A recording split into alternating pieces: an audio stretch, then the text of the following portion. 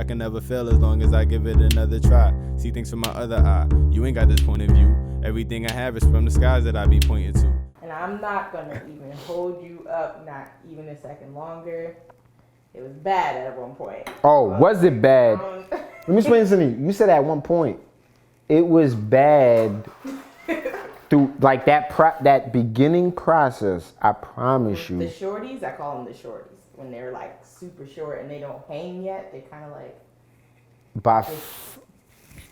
Yikes. By far, probably one of the hardest times of my life. Man. By far one of the, because like every different phase of my locks, like the growth of it, I remember, and I remember where I was in my life, as far as maturity, as far as my mindset, and just like where I was in my life. Like damn, I remember when I was at this phase of my life.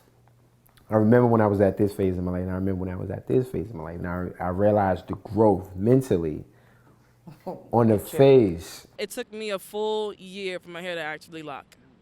And that was the longest year of my life. Yeah. Yo, like the questions I got the most was, what are you doing with that? What's it gonna look like when it's done? The disbelief within you. People just like, nah, we not rocking with you. I liked your afro better. Yes. What is the locks for? They're gonna look dusty. It looks crazy right now. Take them loose. And those same people, oh my God, Jazz, your hair, it's so beautiful. I want locks like yours. It's like, yeah, I know you do. You want to see me now you see the glow up after, but you wasn't with me riding. Can't work with you. The hardest part about it really was public perception. Okay. Yes. Yeah. I've been through that. Yeah. You know, men don't holler at you as much. I mean, obviously for women in my case, but yes. It wasn't about that, but you feel it. I'm keeping it stacked with you. You feel it because again, like I'm a woman, and you want to feel attractive. And our hair is our crown and glory. That's what we do. We invest a lot of money as black women into our hair. So for me, it was kind of like, damn, I'm not really feeling my best. I'm not looking my best. I'm not feeling my best, and I guess I was exuding that for a little while. It didn't start growing until I started believing that it could grow. You know what?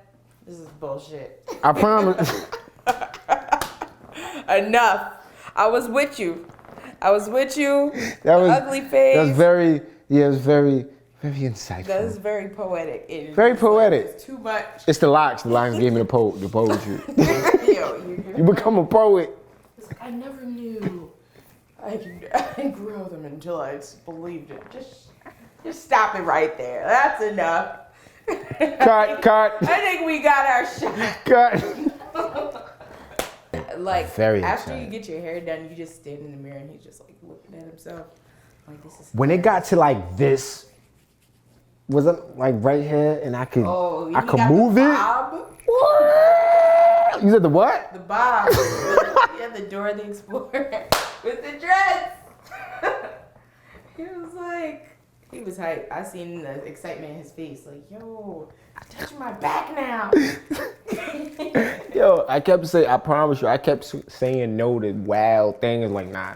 Just so your hair could shake. Just so y'all could catch my, what? Nah. Like, why are you saying just nah? Like, I'm good. Like, we didn't ask you nothing.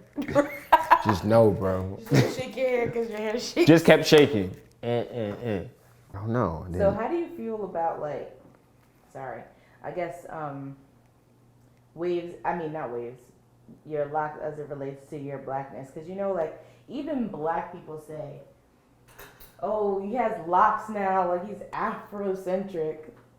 The fuck? Like I've been African American, I've been black. Yeah. Like how does this make me more black? It was more inspired off Jamaica. Like I just really like the colors. But like every time like someone sees my hair, they be wanting like a deep combo, like, and I'd be like, look, something prolific. You know what I'm saying? I admire the culture or whatever, but what really inspired it was like I like the colors. Like people expect me to be like OD, like so conscious, or like when I'm performing on stage, people like, oh, he about to say something deep. You about to do some poetry? Yeah, some poetry. I'm like, what is? Shit. I'm not doing it for like Rastafari, but whatever it is, like it's like people like put like a whole stigma stigma on, oh, you have locks, so you're this, you're gonna talk this like is what this. you believe. I don't have oils. I don't have any of that. Common is not my favorite rapper. I mean, he's dope, and I don't know. I just think I'm just. It's a thing, like it's a thing. But it's more so of what you make it, right? Very much, Like, very true. On who you are. Like, this is literally who I am is who I am, and my locks is like, I look at it as attachment to that, like when you think of, let's say, Williamsburg, you think of like the Scully and like the dots, and fake glasses with the no it's horrible. prescription. So Williamsburg, you could have put. I'm saying, like, when you put certain, it's like word association. You put certain looks or, I guess what's the word I'm looking for? I think like a Stereotype. Like, stereotype, people but from this part of town look like this. Where were you going for? I was going for, can my hair grow? That's all it was. I wasn't, can my hair grow? Like, I always wanted to grow my hair, son. And yo, my mom would not let me, yo. Cause like you got to think, like, she's thinking probably the stigma and stereotype around locks in the 90s. I wanted braids. Oh, you wanted braids? Yeah, I wanted braids. Everybody, first of all, everybody wanted braids. Bow Wow was the leader of braids. It was just a vibe of growing braids. I'm like, all right, cool. I'm gonna go get mine. She like, no, like. It's over. Yeah, your hair don't grow. I'm like, what you mean my hair don't grow? Like. So I grew up in rural New Jersey, and there weren't that many black folks, and so there were issues in my town with my hair. People reacting to, and then even my family, like people like, don't you want to relax your hair, blah blah blah. And I'm like, no, like I always hated it. I have a very sensitive scalp. It wasn't. It just I was like, it's not for me. Like that's just it.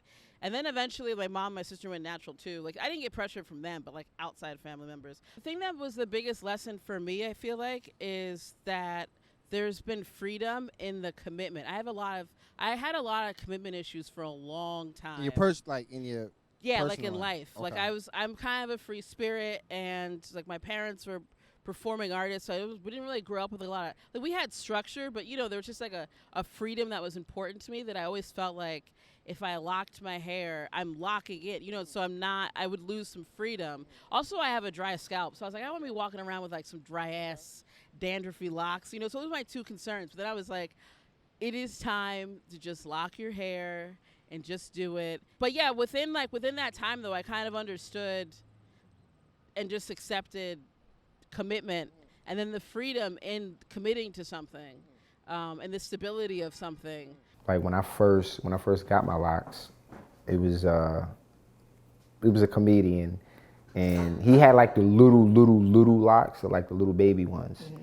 So he's like, yeah, I think you should keep your locks short, because it's going to be definitely hard for you to book gigs, like get hired. So I'm like, all right, nah. And straight like that. Nah. So I would say like maybe like 2 months after that, I booked the gig, and it was like, okay, like, no, this is really my own little process and journey. Well, basically, like, you proved them wrong because you booked something. Definitely proved them wrong. People like, oh, I see you with your, I see you with the locks, with the blonde. People hype, girl. Like, oh my God, I knew your locks was gonna be so good, amazing. Oh my God. No. Well, let me touch it. Like, yo, chill, you wildin'. Like my mom, which I love her. She was like, oh, okay, I see your hair growing. Okay. Yeah, it always takes moms the longest. They're like, what is this shit? What is that on your head? Oh. my mom just say you can't grow your hair till you get your own place. I'm like, bro, that's wild deep. Yo, till you get your own place, you can't grow your hair. I'm like, why is that a goal? Like, why? Like, what does that have to do with you being my mother and caring for me? Lots of what's happening there. Even my mom. Mm-hmm. It's funny, she has locks now. Mm-hmm. Oh, she got it now. Yeah. She got locks now. But at first she was like, what is That's not cute. What is that? They get inspired after they see, like, Bro. you know, maybe I should get. God, when I went natural, she was like, "What is happening? My hair grew out. Oh, cut my hair like yours." So she went natural. Got my locks. Oh, what's happening? My locks started to grow out. I want locks, and now she has locks. But yeah, I mean, the hardest part about it was the public perception and not feeling my best. But what I learned about myself during that process was like, you're stronger than your thoughts, Yes. and you're stronger than Yes. other people's perception, and also other folks' perception ain't none of my business. Yes.